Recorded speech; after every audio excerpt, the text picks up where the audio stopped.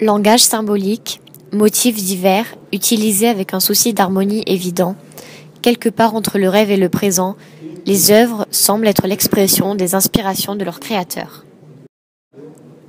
L'art aborigène est peu connu du grand public. Il est souvent interprété de diverses façons, dû à un manque de connaissances sur le sujet.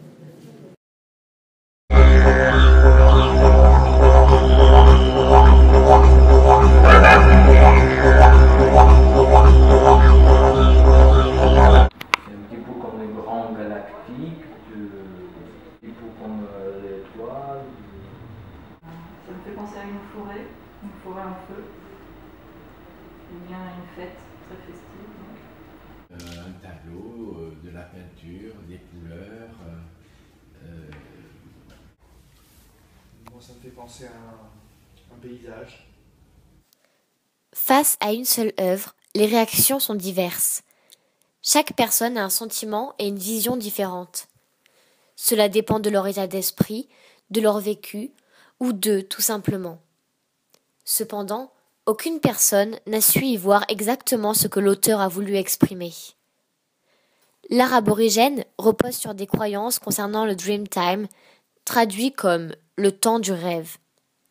Dream time est la période qui remonte à plusieurs milliers d'années où le présent et le passé ne cessent de se conjuguer et de se réinventer. Derrière cette œuvre se cache une histoire appartenant aux croyances et à la culture du peuple aborigène. Il s'agit du rêve des 7 sœurs.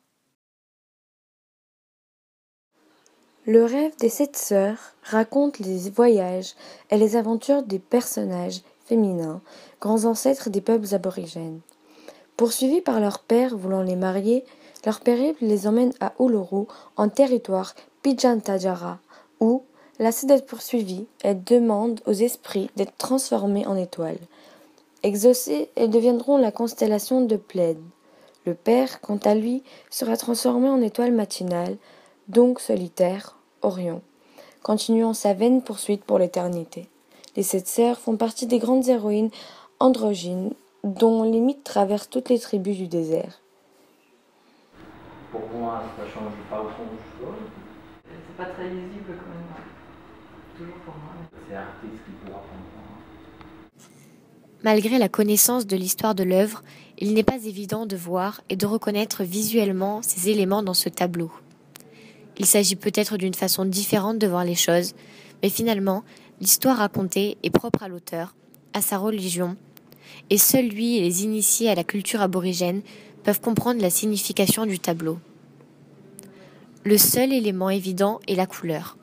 Les rouges, les violets et les oranges offrent une vie à la toile et offrent au spectateur la possibilité de reconnaître une terre désertique.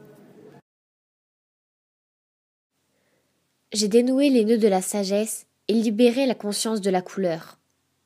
Nombreux sont les artistes aborigènes qui pourraient s'approprier cette phrase de Malevich. La peinture aborigène démontre à quel point art, vie et spiritualité sont liés. Avec une rationalité qui est la leur, ils décrivent avec précision leurs rêves dans une dimension spatiale et temporelle.